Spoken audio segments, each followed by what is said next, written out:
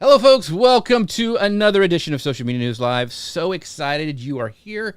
I am so excited to have Dave Jackson back on the show. I'm a fan, and it's really interesting. It seems like the more that I peel back the onion that is Dave Jackson, I cry, but also I learn so much more about podcasting. He's just a great guy. I show up, I think you guys have heard me talk about it. I show up almost every week to his Saturday live show, and it starts at 9:30 Central Time for me. So if you haven't checked that out, you need to go do that. But we're excited to talk all about podcasting. Make sure as we're going along today that you ask your questions down below. We'll try to pull up as many of them as you can. Dave Jackson, how are you doing, my friend? I am stoked to be here, man. It's always fun to hang out with you guys. So Yeah, this is going to be a lot of fun. Connor Brown, how are things in the great state of Florida? They are wild and wonderful, as usual. Listen, I just want to say there's no two bros I'd rather spend Valentine's Day with than you two gentlemen. That's right. Love me some Dave Jackson. Happy Valentine's Day to those who celebrate. And we're talking about profiting from your podcast. We got our friends already showing up. I know a lot of these folks have podcasts. Gary Stockton saying, "Good morning, good people of Podcastlevania." That sounds a little evil there, Gary, but that sounds great. And then we have Dustin Stout waving hello, the founder and creator of Magi, a great service and tool. And then Eric Fisher. The great Eric Fisher says, first question, what is a podcast? Like this guy needs any help trying to figure this out. That sounds less definitional and more existential. What is a podcast? What is a podcast? Really? And Connor's showing the love. So we got it. Connor's a really emotional guy. He's a little fragile, so we got kid gloves. So we are going to go ahead and get started. Once again, you guys ask your questions down below as we get started. I'm going to hit go on the podcast machine, and we will get started. Hello, folks. Welcome to Social Media News Live. I'm Jeff C., and you're not. And I'm Connor Brown, and this is the show that keeps you up to date on what's happening in the world of social media and more. You ever wondered what it really takes to turn your podcast into a profitable venture? Are you looking for real strategies beyond just getting more downloads to actually make money from your show? Or maybe you're trying to figure out the best way to attract sponsors, grow your audience, or leverage your podcast as a business asset. If any of that sounds familiar, you're in the right place. Dave Jackson, Podcast Hall of Famer and author of Profit from Your Podcast, has spent years teaching creators how to turn their passion into income. As Dave says, you're not just recording audio, you're creating assets. So this week, he's going to be sharing practical insights, expert tips, and hard-earned lessons on how to monetize your show without losing sight of what makes it great. So sit back, clear your schedule, clear your mind, and get ready for this week's episode of Social Media News Live. Dave, thank you so much for being here again. Oh, dude, so happy to be here. Always great to hang out with you guys. Yeah, it's awesome. It's going to be awesome. But of course, it's going to be awesome. Dave's the man. If you don't know who Dave is, you should. Dave Jackson began podcasting in 2005 and launched his show, School of Podcasting, which has over 3.2 million downloads. He has helped hundreds of people plan, launch, and grow their podcasts.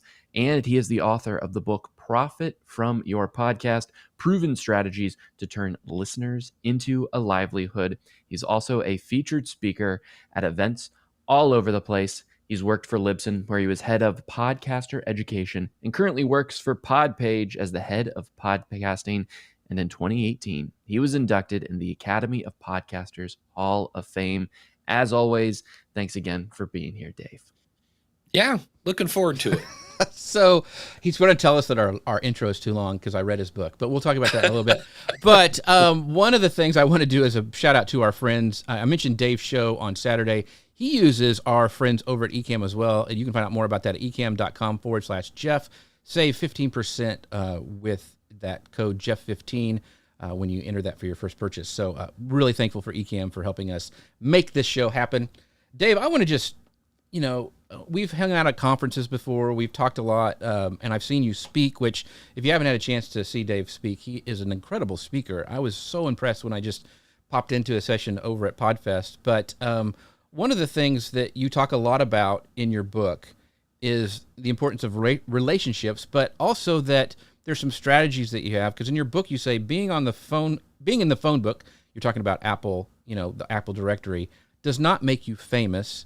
And many podcasters think just launching their show, just, getting an Apple and it's going to shoot them to success. So what are the crucial steps podcasters need to take to actually grow their audience? Because if you have one theme in your book, it's about the audience, know your audience, that type of thing.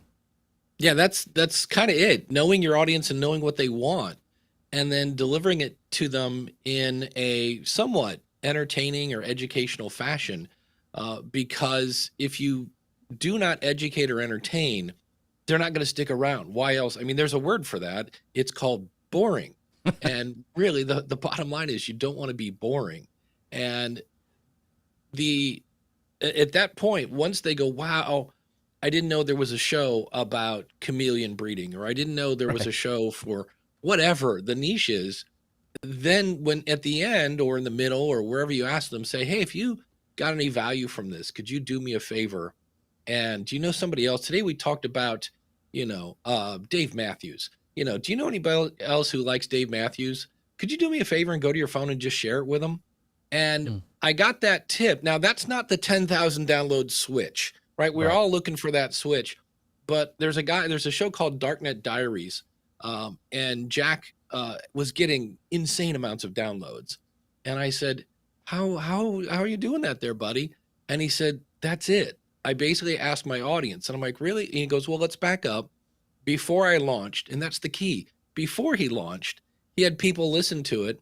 And he said, did you listen to the whole thing? If not, why did you stop and where did you stop? And then on a scale from 1 to 10, how likely are you to tell a friend? And he said, if I got like a 7 or an 8, it was like back to the drawing board. And so he said, so when I ask people to share it with a friend, he goes, they should, because I know it's good. And I was like, interesting. And I said, okay, great. Got it. Ask your audience. And I said, what else do you do? And he goes, that's it. And I was like, so it really kind of comes down to the content. And then the other thing, after I talked to him about that, I started listening to people do that. And the problem is when we start to promote ourselves, we feel icky and salesy. And so people are like, hey, if you kind of want to, I don't know, you could like share something. I don't know what my website.com. Okay. Thanks. And you're like, what did I just listen to?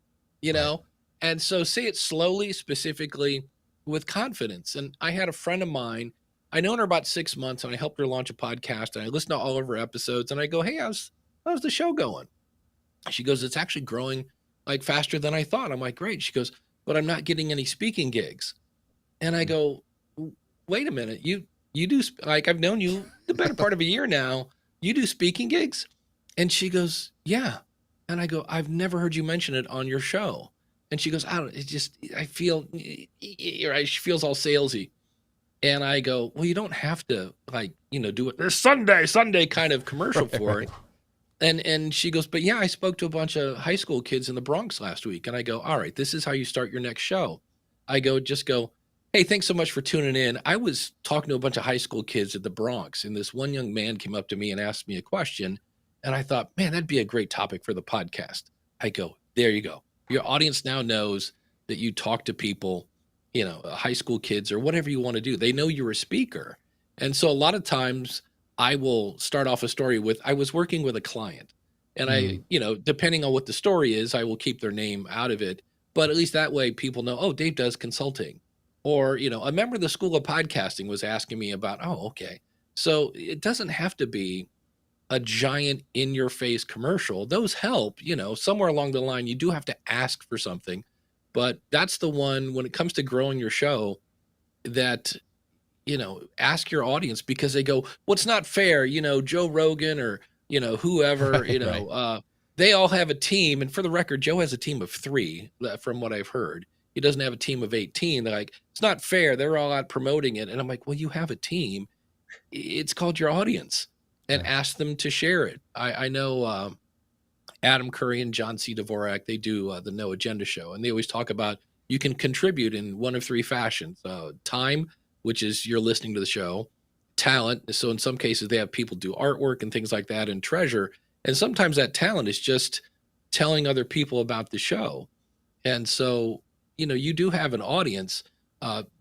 the church I go to, how can you know what, we'll just, nobody's listening to this. And the but what I mean by that, from my church, okay, let me clarify. Right. Okay, Not, there you go. yeah, No, yeah. you're right. You're Let right. me back that up a lot.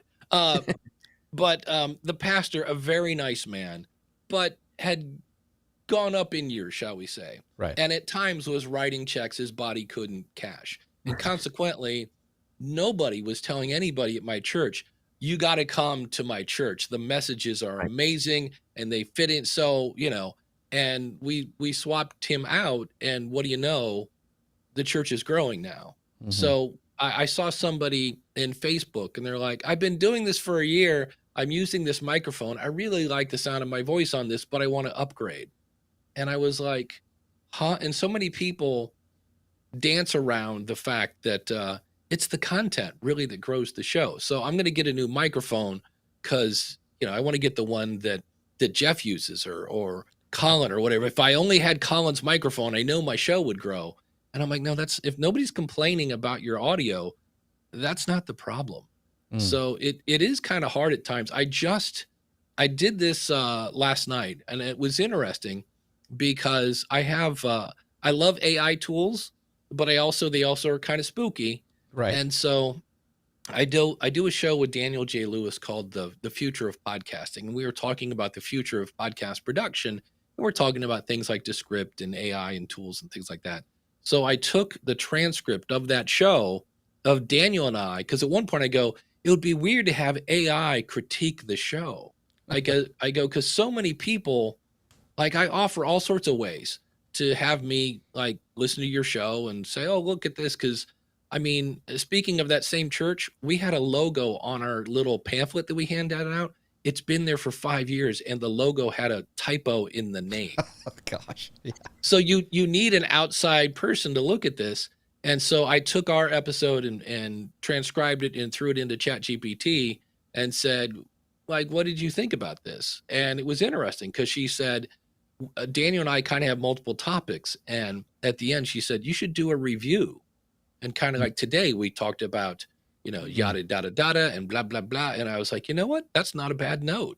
And so I heard that and was like, oh, great. I'm out of a job. Wonderful. Thank you, ChatGPT. But, you know, again, we all need, I think, a little feedback on, you know, what's working and what's not, so we can do more of what's working and less of what's not.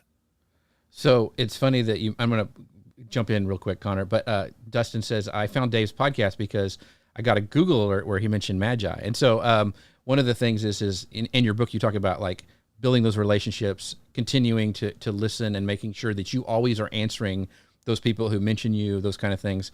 I want to jump back really quick to something you said about calls to action, because you mentioned that lady never mentioning her speaking. Yeah. For a show, when is it too much? Like, for example, like you do consulting, you also have the School of Podcasting, you have all this stuff.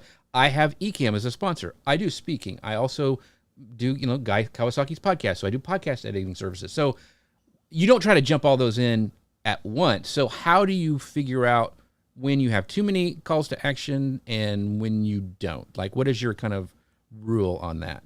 Yeah, the one I hear that just I again got hired by a client. He said, I'm not getting any engagement with my audience. So I listened, and the show wasn't bad, but all of his calls to action were at the end.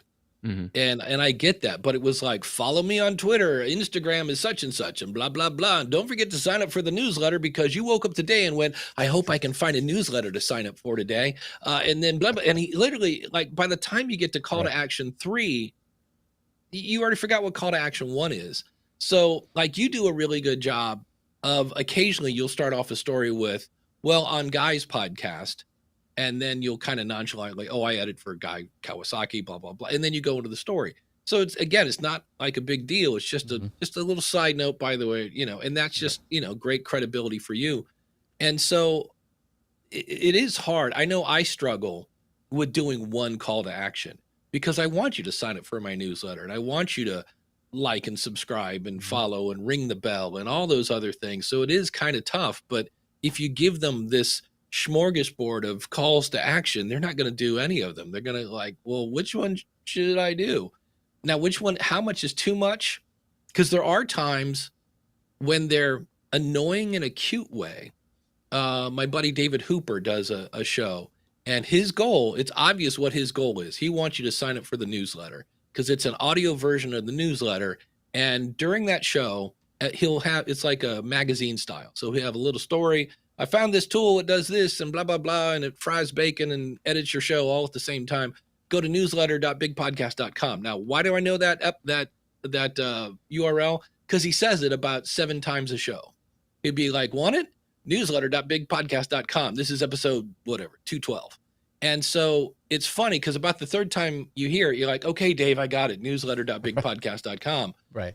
But on the other hand, you're like, okay, well, it's working because I remember the URL. And he does it in just a way that like it's a drive-by mention, right? He's not doing the, schoolofpodcasting.com. That's schoolofpodcasting.com. One more time, he's not doing that. Right. It's just a little mention and it works. And I'm sure if we talk to him, he's probably got more people signing up for his newsletter. But so I think some of it is in a way how it's done. I know I listened to a podcast, a new one this week, who shall go unnamed. And it's interesting because their business strategy is to get you to sign up for the ad-free version. And I'm like, oh, okay. And and they gave decent content, but it was like 3 to 4 minutes of ads. And I'm like, oh, okay, well, I get the ad-free thing. Then they did another segment. Then they did another 3 minutes of ads. And I was like, oh, okay, because how long is this show? Then another segment and then another 3 minutes. I was like, well, because it by the third time, and to their credit, most of the sponsors somewhat fit me, but it wasn't like they were trying to sell me, whatever. Do you need mulch for your front yard? And then they're, so they kind of fit. But it was a point where I was like, really, another ad break? But I was like, oh, that's kind of their strategy is I'm going to annoy you. It's the YouTube strategy. I've been YouTube Premium for so long, I forget what it's like. And then there are times when I have to switch my hat and be Podpage's YouTube channel. And so I'm on YouTube without premium and I'm just, this barrage of ads comes at me. And I was like, oh, I forgot what this is like. So that's a strategy. It's not my favorite one, but it made me think about it. I was like, well, how much is their monthly thing? Because I do like this content. I don't know. Do you have any that like the other thing too is I think it's not so much the call to action is how and when you do it. Because I forget what show I was listening to, and they literally mid-sentence threw in an ad, like a dynamic thing where somebody missed the thing. And I was like, oh, that's just jarring. And I'm a big... Go ahead, Connor, sorry. It just sounds insincere. Like when it's thrown in like that and you're like, oh, okay, we were listening to this one thing, it's about sports, and then all of a sudden there's an ad in there and it's for, HelloFresh. And the host is reading it, like clearly reading it, no emphasis. I love HelloFresh. You're like, no, you don't. You love reading this page, right? And you love to check at the end of the day. I mean, it's as simple as that. So I think it's like, I think it always goes back to, and actually I think this goes into Billy's comment, Deal Billy, our buddy, where he says he started a hyper niche fishing show after listening to Dave and Glenn the Geek talk about Glenn's horse radio show, and he got that bad boy sponsored by episode 5. There's money. You just got to have a business plan. So I almost see it as like people probably go in thinking, I'm going to get that HelloFresh deal, and then I'm going to be rolling in it. But I bet you what Billy Thorpe did was intentionally, no, I'm not going to go over the big sponsorships that aren't going to make any sense to me.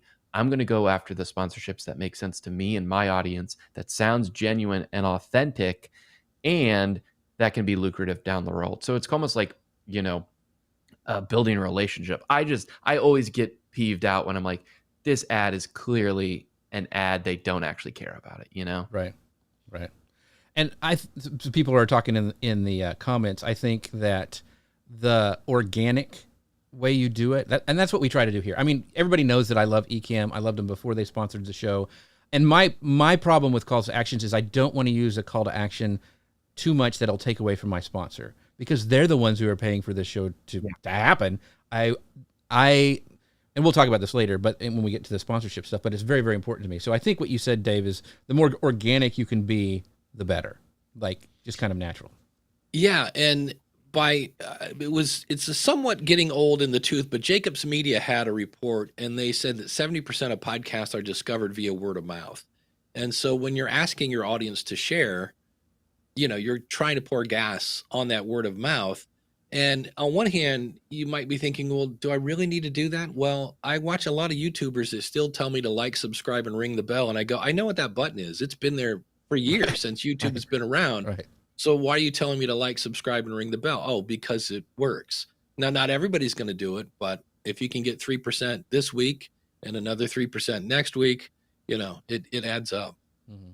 So beyond that, Dave, that quote's so true. 70% of podcasts are grown by word of mouth. So beyond just you asking your audience to ask a friend to listen to the show, do you have any other like organic strategies to go about that? I mean, I know forever the biggest thing was always get on another podcast, right? Get on a bunch of other podcasts and put yourself out there. But I also think it's super important which ones you pick, because you want to make sure that the audience is going to like you enough to also then go listen to your podcast after listening to you somewhere else. So do you have any other tips around organically growing your show through word of mouth? Yeah, that's a good one, is being on other shows. And I am weird that if I have the time, like I'm going to appear on some entertainment show, like where they talk about, I don't know, Brad Pitt and Tom Hanks or, and Dave Jackson. Yeah. So I'm not really sure why, but they asked me and I was like, what do I got going on Thursday night? Nothing. Well, all right. Well, because to me, it's all about the relationship, that you never know. It's not always who you know, but who knows you. So there's that. The other one that I'm finding, I've been doing a fair amount of research on and off about email. Podpage just added, they made it easier now to have people subscribe to your newsletter. And when I started looking at stats, and I don't have any off the top of my head, they're in my Notejoy, but it's when you compare traffic to your website from a newsletter versus social media, hands down, it's all newsletter. It's a Philadelphia versus Kansas City Chiefs spanking kind of stat. Yeah. Sorry, all you KC fans. But so that's one that I'm like, if you don't have a newsletter, maybe you should, because that again is people that have signed up that said, I want more of your stuff. And so maybe that person didn't listen when it came out, and now you're reminding them, because that's a section of my newsletter. Here's what I've been up to, and I have a link to the latest episode, and I have a link to follow the show. And so that would be another one that's just, have a newsletter. The more I'm looking into this, I'm like, wow, every podcaster should have a newsletter, because the other thing is, if it's good, it's so easy, again, to share that with a friend. You just forward it to your friend, and have that call to action in there as well. So that's one that I didn't quite see until I started looking at the stats. And I was like, oh, that is true. We have a mouse in our hand when we click on read, and then, it's really easy to share. So that would be one. And in a nutshell, I would say growing your show comes down to knowing who your audience is, and then go to where they are. So I spent a lot of time in Reddit in their podcast stuff. I spent a lot of time in Podcast Movements Facebook group, and all these other groups. Go there. And it's not always there to just spew my knowledge. A lot of times I'm there to listen, because how do I know if my audience, wants this topic? Well, if I see enough people ask the same question in a Reddit group, I'm like, okay, that needs to be an episode. So go to where they are and then make friends with them.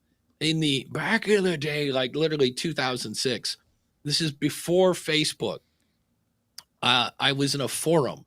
And back then, kids, there were, PHPBB or something. There was this forum, Right. And it was for ex-radio DJs.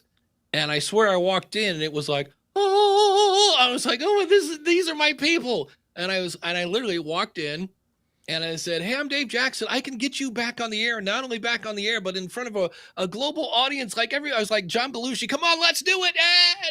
And they banned me in 20 minutes and kicked me out of the forum. Why? Because I didn't make friends with anybody. Because if you just come in and pitch your stuff, that's called spam, boys and girls. And I don't know who this guy is, but get him out of here. So who is my audience? Go to where they are, make friends with them, and then tell them about your show. And it could be as simple again as, oh yeah, I just talked about that in my latest episode of my podcast, where people go, you have a podcast?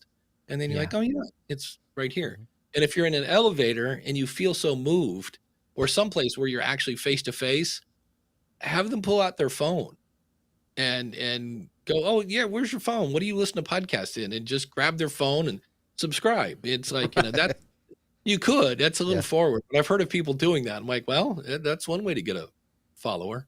Mhm. Well, one thing that we did, I think Jeff has it, is the dot card in your wallet, Mhm. right? Yeah. Do you have one of those? I have one of those. So it's basically a business card, but you tap it to the back of their phone and it opens up your little page there, and you can add in a subscribe to podcast button, right? Yeah, Yeah. And that actually works better. I have a QR code on the back of Yeah, my business there you card, go. but the dot card, it's one less step, because now you have to open up your phone and find your camera, and then Yeah. wait, hold it. Wait, let me move it. Okay, it's a little right there. Okay, good. Okay, where the dot card, you just kind of tap their phone and off you go. the cool thing, I use Link, which is LINQ. It's a weird one, Mhm. but I actually have. When I go to conferences, I change out my iWatch band that has the thing built into it, and it has a QR code on the other side. So if the NFC or whatever it is, the thing doesn't work, I can give them the QR code. That works really, really good. The one, it's cool. Be like, how did you do that? Another one, it's always there with you. So very, very cool. One of the things I did want to ask you, and we kind of got into it, but I want to get really, really practical on this because, one, I thought it was just brilliant what you said at the beginning that, don't worry so much about the equipment, but instead of always thinking about the equipment to improve, think of the content that you can, 1% better each time you go live with what you are doing, like the content you're putting out in front of people. What are some other little things that most podcasters aren't willing to do that can make a big difference in building a loyal audience? Yeah, the one, not to beat a dead horse, but why not? It's dead. It doesn't care. Is again, get some feedback, because I hear I gave you an example of where I had my own low hanging fruit. There's that, but there are other things that just like I looked and it wasn't again a huge number, but I have a tracking link in my signature. So when it's like, Dave Jackson, when you click on the link that says schoolofpodcasting.com, that gets tracked in my stats that, that came from my signature. And I'm surprised at how many people, send me an email and it just says the name of their show without a link to their website. Cause there are times when you're like, wait, what? Don't cook bacon naked. I got to click on that. And so, which is a show, and, put a link there. There's just all sorts of things when it comes to growing your audience. Make sure your friends and family have your business card. Back in the day, I used to design websites. I would tell people, I can make a very basic website for you. This is back in the days of Front Page, when we would chisel websites out of stone. And my sister-in-law's a teacher, and she ran into all sorts of people. And back then, I was using that income to pay for college. And that was just one of my multiple streams of income, was building basic websites for people. And so make sure your family knows. Now, that doesn't mean you're expecting them to listen to your podcast, because Right. if you're doing a show about, whatever, underwater basket weaving, and, your cousin isn't into that, but, just hand them a business card. If nothing else, just, even though, like if you go, oh, here's my business card, they're going to throw that away, but maybe they'll remember your website or something like that, because here again, you have a team of people that want to see you succeed. And I'm amazed that everybody just complains that they don't listen. And I'm like, yeah, they're not your target audience, Right. So get everybody, to talk about your show. And then in terms of launching, so many people just kind of, they pick a day and they're like, okay, well, first of all, don't pick your day until, of course, you've gotten feedback. You've got everything set. Go ahead and list your show in Apple and Spotify and Amazon and iHeart and all those places, and then pick a day when you're going to let everybody know, hey, we're over there. Because that line that Jeff mentioned about, if, for those of you that remember phone books, I said it doesn't make you, famous. Well, same thing. Putting yourself in Apple isn't going to make you famous until you say, hey, everybody, I'm in Apple. Go over and tell them, not on the 17th, not on the 19th, but on the 18th, I want everybody that I know to go and subscribe to this show, and and then have a page on your website. That's another one that, working at Libsyn, I hear so many people in so many episodes go, find me wherever you find your podcast. Well, first things first, why is your podcast lost? Why do they have to find it? It's on your website. Yeah. And then like Podpage makes a page. It's yourwebsite.com/follow. And when you go there, there's Apple and Google and Spotify and all that other stuff. Don't send them to episodes.fm. That's not your brand. Send them to something on your website that they can remember. And then if they like it, maybe they'll share that, but that page with their friends, and just make it easy to consume. Same thing with listening to your show. Believe it or not, I went to the mall. We still have one where I live. And I went to the mall over the weekend, and there was that person that as you walk by, they have a little piece of a chicken sandwich, hoping you'll buy one behind you. And Urban they chicken. came to, that was it. And I was like, all right, cool, I'll take some chicken. And it did. It made me want to go buy a sandwich. Well, you go to their website and they've got maybe a list of their episodes, but then you click on the episode and then it's, oh, wait, I got to click again. And oh, there's finally a play button. I'm like, no, make it like go to website, click play, because that's the chicken that's going to get them to buy the sandwich. And the sandwich hopefully is clicking that follow button, subscribe, whatever you want to call it, so that they're now tuned in. There's I forget the report I just read. Oh, it was YouTube came out with a thing about why people watch. And they said when somebody clicks subscribe, it's a personal connection. Like I'm committing, since it's on Valentine's Day, I commit to you. You are now Right. one of my shows that YouTube will have a hard time showing me what I want. That's a whole other thing. But I am subscribing to your channel. And it's the same thing with a podcast. When you can get them to follow, they're like, yes, you're good enough to follow. For those of us that watch Seinfeld, you are sponge-worthy, right? It's a connection that, they're just like, yeah, you're one of my shows now. Because I don't know about you guys, I keep adding more shows, and yet there are still only 24 hours in a day. And so when I go to my queue now, I just recently started using Pocket Cast because it has a phenomenal bookmark feature. And I go into my queue and it's like, well, that's enough I could listen to that probably till the end of the year and not get through all my episodes, but I'm there. Yeah, I feel like I have to start saying I'm currently not taking any show requests at this moment. Please, no recommendations. My queue is full with all that. One of the things I wanted to just point, for example, on this show, and you have the same thing on your Saturday show, the live show. And one of the reasons I love doing live/podcasting in that way is that I know when people aren't there. Like Gary Stockton is here almost every week. When he's not, I'm like, is Gary okay? Like, because you have built this relationship, and that's why you can't just like scattershot podcast or, I'm live video. Your show is every Saturday. I know at 9:30, even if I don't get a notification or an email or whatever, you're there. And the same thing with this show. Like, I won't move my show for a guest because my audience shows up at this time. Yeah. And so doing those little things, like even things that, technically it's hard to scale, but just being consistent, I think, is a way to really, move your podcast up in people's, ability to consume it, I guess. Well, anytime you ever watch TV and it's like, whatever, there's a really horrible show right now called Going Dutch with Dennis Leary. And I love Dennis Leary, but the show is just not my jam.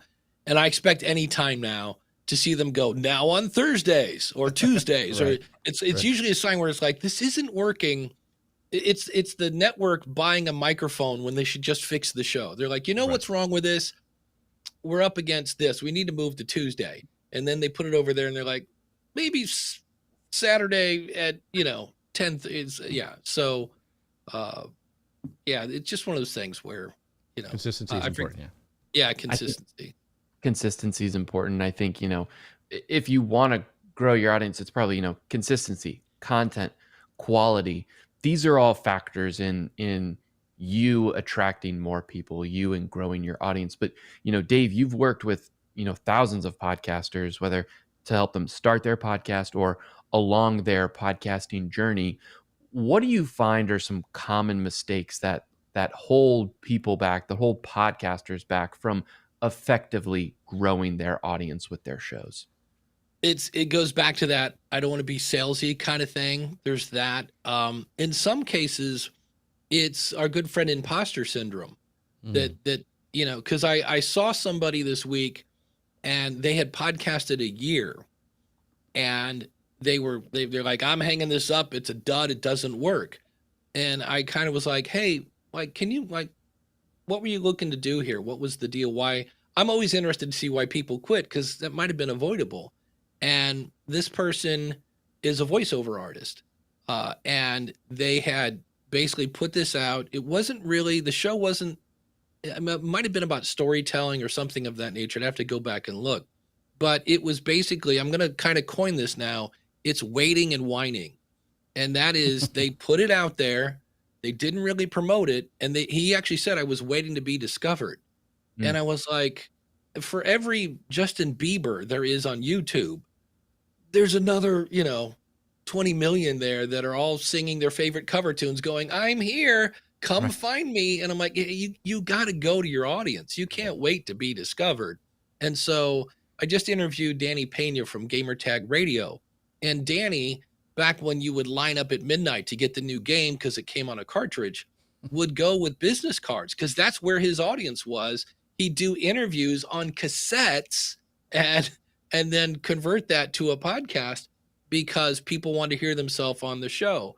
So he knew what they wanted. He went to them, promoted it, that whole 9 yards. So you got to get out of your seat. You can't just go, well, it's, I put it out there and, hey, I'm in Apple, I'm available worldwide. But if nobody knows you exist, you got to let people know.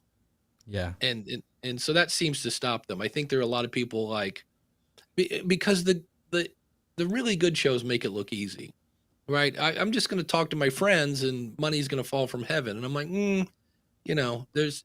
yes, podcasting is a conversation, but it's a conversation with the boring parts removed, unless you're Joe Rogan.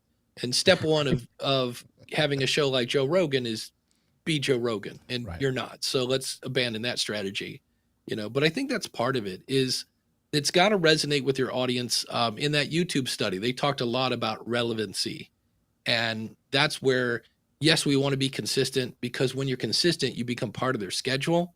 And that is huge. When, I have people like, oh, you're with me every Monday on the way to the feed store. And I'm like, okay, that's cool. But that's part of it. It's Friday. You know what I'm doing tonight? This is how I rock Valentine's Day. I'm going grocery shopping at Walmart. And I'll be listening to Podcasting 2.0 because they typically publish a show. And by Friday night, it's there. And that's my little routine. So when you become part of their routine, because they didn't put out an episode last week, I was so lost in Walmart. I was like, I don't know what to do. Where am I? Somebody talk about namespace data, I don't know. So that's a huge thing. So, but on the other hand, I've had people, because in my book it says, and people really don't like this stat, I go, it usually takes about 3 years to build an audience. And they're like, not 6 weeks. I'm like, no, like 3 years. And I said, and so I'll have somebody like, hey, I've published every week for 3 weeks. I've been consistent. And I'm like, okay, so that is important, but you also want to be consistent in content, because I don't know about you, when I'm reading a book, that first chapter is always kind of boring, some story. And then the second one, like, and you're kind of like, wait, where's the action steps? I read a lot of nonfiction. And if you're not into like something where I'm like, oh, I can't wait to tell somebody the strategy, by chapter 3, there's a good chance I'm not going to make it to chapter 4. So you're allowed to have a clunker every now and then. Not every chapter is highlighted, but if you don't have something that resonates with the audience, it's just not going to grow. Yeah. Ralph even said when he launched his show, he committed to doing it daily for 3 years, which is a lot. But yes, that's what he thinks, because he read your book, and that's what, 3 years. One of the things I do want to go really quickly to this next section of about pricing and sponsorships, because I know a lot of people think about this, and it's Valentine's Day, so we're going to have some tough love right now. And you make a great point in your book that you say less than 10% of podcasters get enough downloads per episode to warrant a sponsor. So what's the biggest misconception about sponsorships, and what should smaller podcasts focus on instead? Yeah, so I always like to flip that too, because when you go less than 10%, people hear 10% and they go, oh, so I have but that means 90% of them don't. Like Right. it's a slim chance. And we're talking about the Casper mattresses and the Better Helps and Right. things like that. So if you don't, like my School of Podcasting show, I used to have sponsors. I don't anymore because I'm my sponsor, and that works much better. But I had the Red Box people, starts with an E. But they make interfaces. I've had microphones that have sponsored the show. What is Elgato? that? Is it Elgato? Nope, it's Event. Nope, that's Eventbrite. It's Dan is the rep. It's a really solid red box. It's that's gonna drive me crazy. Oh, no, HelloFresh. Oh, that's not it. Yeah. But anyway, Right. I had an interface, so things like that. I had one guy that was an editor, but I've also had, the thing with sponsorships is you have to make sure, again, it resonates. So I had a company that wanted to sponsor the show, and it was a thing where it would alert you when your website went down. It would say, hey, your website's down. You should probably go look at it.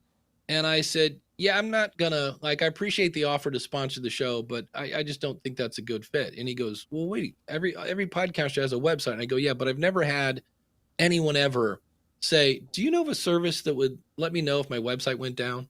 And I was like, it doesn't, if it doesn't fit like a glove, that's not gonna really work for me. So, but I have nowhere near the 10,000 downloads to, get a big sponsor. That's really going to drive me nuts. I keep wanting to say Focusrite. It's Focusrite. Right. Thank you very much. Chris Stone gave us that one, Mr. Podcasting and video editor. Yeah. Yeah. So Focusrite was a sponsor, but it's one of those things where, I didn't have the magic number, but I walked in. This is how hard I had to work for the sponsorship. I walked into, I think it was Podcast Movement. It was the first time I met Dan from Focusrite. And he saw my badge. He's like, you're Dave Jackson. And I go, yeah. And he goes, I want to give you money. And I was like, nice to meet you too. So, great way to introduce yourself. Yeah. Yeah. So he knew I had his target audience. And so that's really goes back to knowing who your audience is.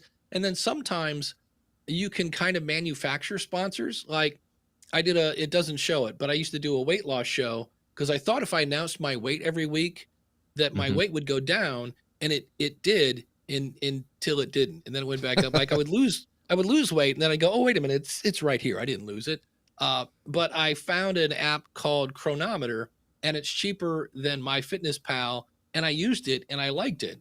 And they had, I think I make it, I don't know, $2, maybe $1.50 if somebody downloads this app.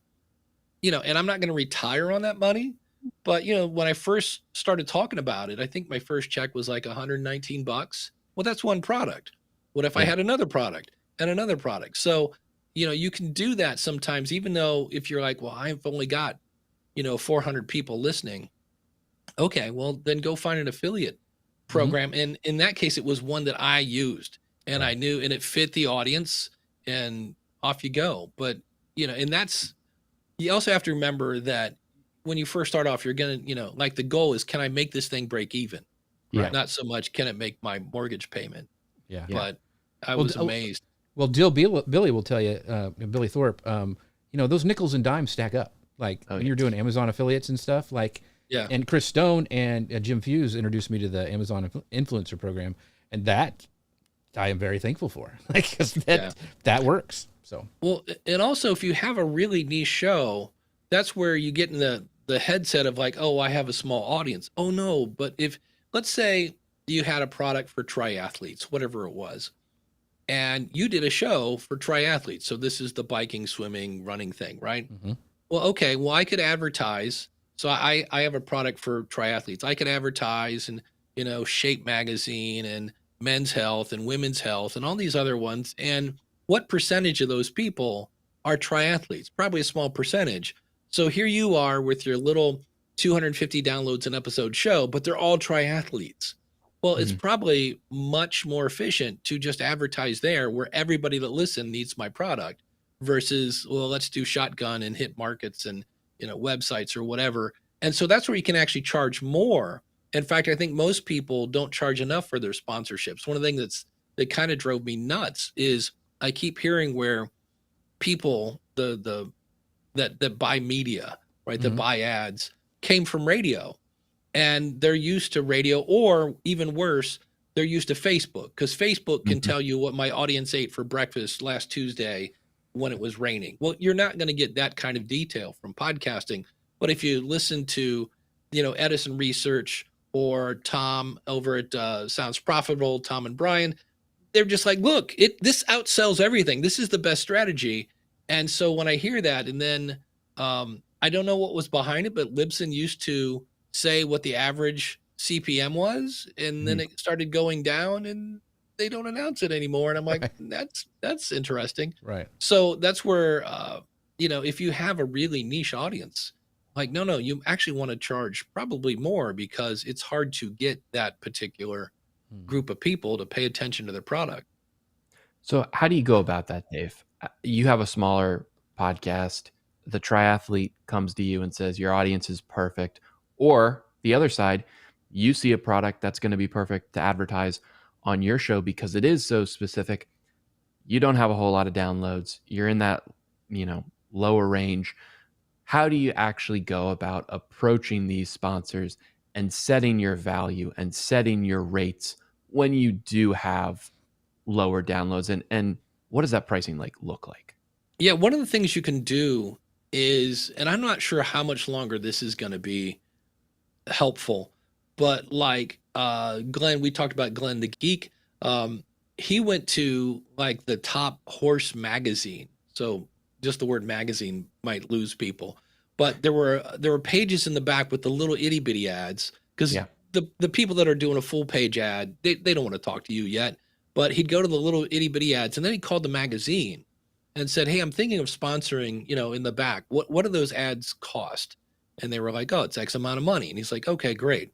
Then he called the people who are advertising in the back, because they have a budget, and said, oh, hey, I saw your ad in, Horse Weekly or whatever it was.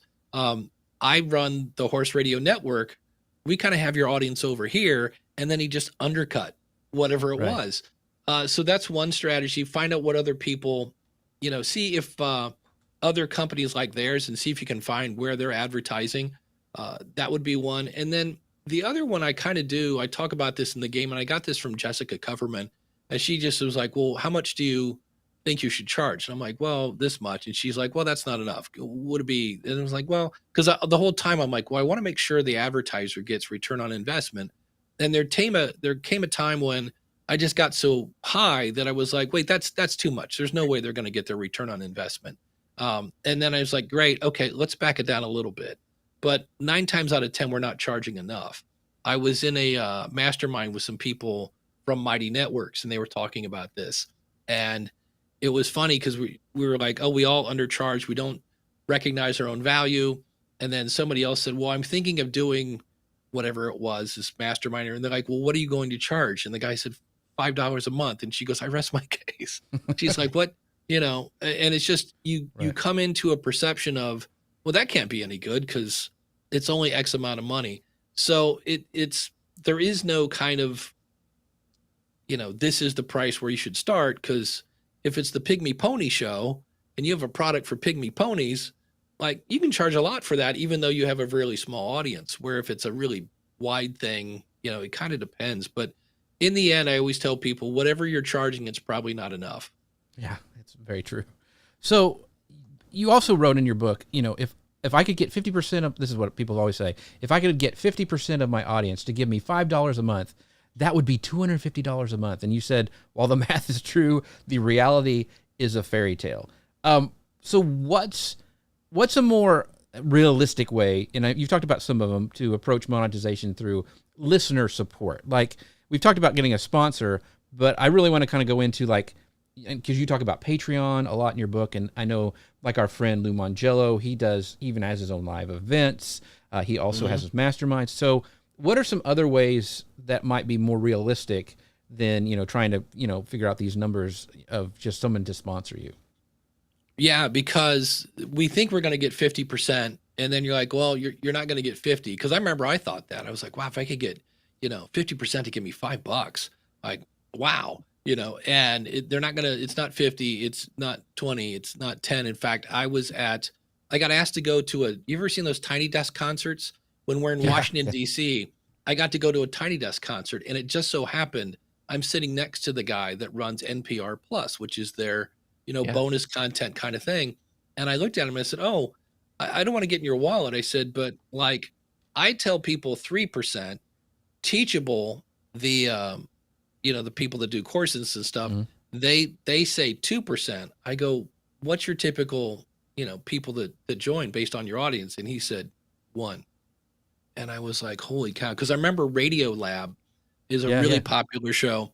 And they did like a fundraiser and they were trying to get up to 1%. So this doesn't mean that crowdfunding and Patreon is a bad idea. It just means it's one stream of income. It may not be the stream of income. So keep that in mind with that.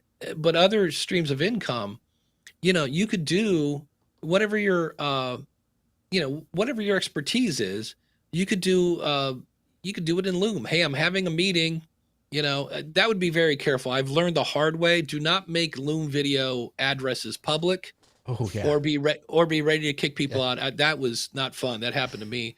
But you could upgrade to Loom to have their webinar option for a month, run a webinar, record it, and then turn around and sell it. And there's all sorts of different places where you can sell it, whether it's Gumroad or, there's all these places where you can sell Hip Pay or Hip Pay Hip, one of the two. There's a bunch of places where you can sell Thrivecart. digital product. Thrivecart. Thrivecart. Yeah. So there's all sorts of places like that. And, so selling your own stuff by far is the number one most profitable way to do that. And it works because when you are consistent, you're seen as reliable. When you give them great content, they like you because, hey, that was really, really helpful. And when you can share the occasional personal story to make a point, well, now they feel like they know you. So there's the whole know, like, and trust. So when you say, hey, I've got a new book, I've got this new course, I've got this new whatever, then they're much more likely to open up their wallets and set it your way. So yeah, whether it's affiliates, selling your own stuff, donations, just put a PayPal button on there, but realize you have to tell people there's a PayPal button there, so donations and crowdfunding. The one that really kind of goes unmentioned because it's invisible is, I mentioned Danny Pena earlier. Right. Your podcast, you build a relationship with your audience, and the audience leads to opportunities, and the opportunities help you get in front of more people who don't know your show, but they do now, and they start listening it, which leads to more relationships, which leads to more opportunities, which leads to more relationships. And some of those opportunities pay. And so, a lot of times I will end up speaking for free, but there are times when I get paid, and there are other times when I get paid really nicely. And I'm like, wow, I just did, an hour and a half, and like, okay, we're eating steak tonight, kids, that kind of stuff. So there are a lot of different ways to monetize. And what I see is people like, oh, I'm going to start a podcast and get ads. And I'm like, there was a ConvertKit, now Kit, has a resource on their website of what content creators were doing in 2024. And the first one is not ads. Ads was like number 4. Right. It was all selling your own product and service. I think that's a big thing too, because, again, Mangiello talks about this before, about how he has sold things right to his audience and then polled his audience and found out that like 75% of his audience has bought something from him at some point in time. It might be a product, it might be a service, it might be Patreon, right? It might be a donation to the charity that he sponsors, right? But then you can take that info and you can go to sponsors and say, I've already conditioned my audience to buy stuff from me. Not only have I conditioned them to it, they're doing it. They're doing it in droves. So I almost wonder if that's kind of the play. Like, you start to sell something that you own first, prove your worth, and then you can make a case to sponsors. But along that same line, Dave, how do you pitch your worth and pitch your value to sponsors when you do cast aside the download numbers? How do you show this is going to be beneficial to you? Like you were saying, how do you show you're going to make ROI for the sponsors? Yeah, the first thing is you take a picture of yourself with a product. So, if I'm trying to get Mike Michalowicz on the show, I'm like, hey, Mike, I'm reading your book. I really, really like it. And so that's proof, right? And that, hey, I actually did the work and I've done this. And if you can talk about it, on page 76, you mentioned this, and I really think you'd be a great fit for my audience. And if you'd like to sponsor the show, and this is where you do the old door number 1, door number 2, door number 3. Well, as long as they pick a door, you're going to win. So you're like, it's X amount of money to sponsor the show. It's X amount of money to have you mentioned on the website. It's X amount of money to have you mentioned in the newsletter. But hey, what do you know? Right now, you can get all 3 for the low price of such and such. And there's only a 3-month minimum. And there are other things you can do. Some people will cut a deal.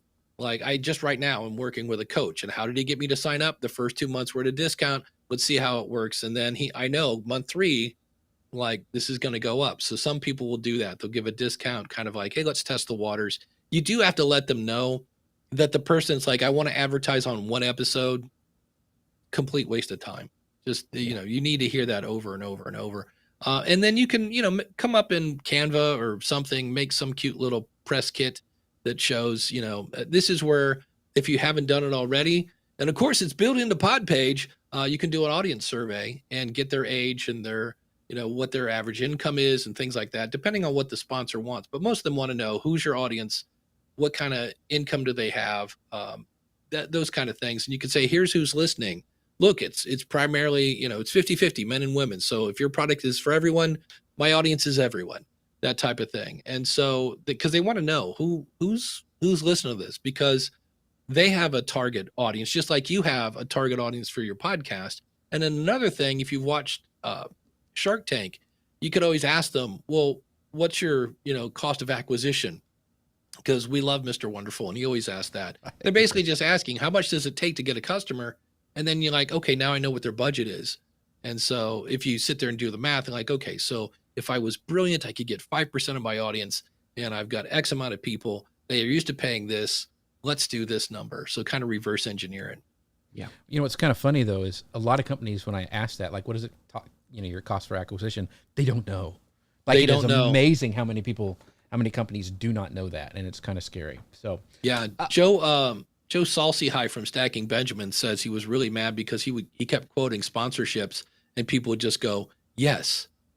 And as much, and he goes, I see it. So the next person, I would finally move it up. And the next sponsor would go, okay. He goes, it took like 3 or 4 times. It just kept moving up till finally somebody said, And he's like, oh man, I've been leaving money on the table this whole time. So again, undercharging for your value.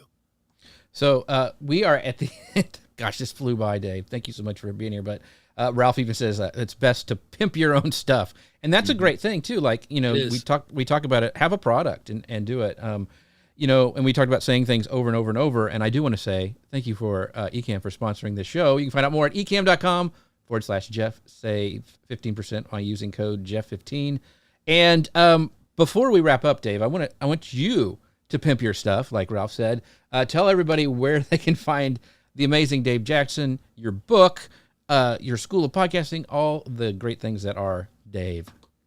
Yeah, if you want the book, go to profitfromyourpodcast.com/book. Now available as an audiobook as well. It's not in Audible yet because Audible, it's a great place to make money. And if you're lucky, they'll let you keep this much, like just a little baby crumb. And I was like, hold on, I'm going to sell this myself first. So you can listen to the audiobook via an app there or on the website.